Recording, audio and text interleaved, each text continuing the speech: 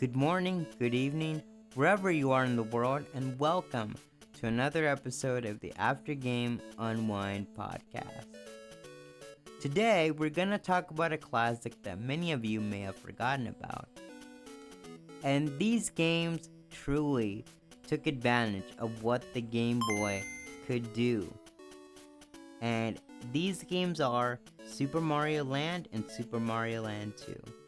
Super Mario Land was a game that many people thought was a little arcade machine in your pocket. It was something new and exciting.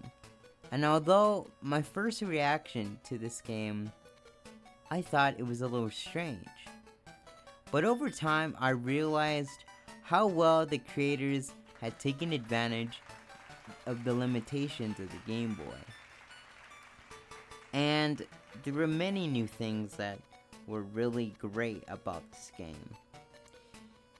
The possibilities of what level design could do, and of course, the mechanics and new characters that were implemented into the game that surpassed what other Mario games could do. And of course, this set a precedent for the sequel that would come right after this game. Speaking of Super Mario Land 2, it was even more incredible. It mixed what we already knew about Mario with super fun and original ideas. The developers really got creative with this one, and all of this in a small game cartridge with 6 different zones to explore, new mechanics that Mario would go ahead and explore, and of course the themes are amazing as well. The bosses were satisfying, and it's just really something when you think to Super Mario Land and you think about Super Mario Land 2, it's like, wow, they really stepped up their game this time.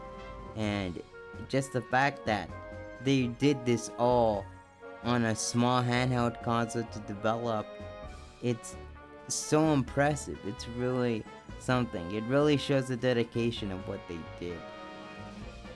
Something that truly isn't seen in other games prior or other games, right after. The Super Mario Land games were a huge success. Millions of people bought and enjoyed them. Critics loved them a lot as well.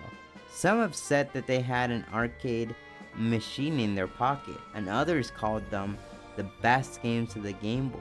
The games were special because it showed us that even with the small and simple console, you can create amazing adventures. Nintendo developers proved what creativity they had, and it had no limits. Thank you so much for listening to this podcast. If you liked the episode, don't forget to subscribe and share it with your friends. And of course, if you want to leave me topics that you would like to see as a potential episode, then you would go and click on other content. And of course, click on the 2 boxes at the end so you can check out my other podcast episodes. Until next time, happy gaming and happy travels. Have a wonderful day.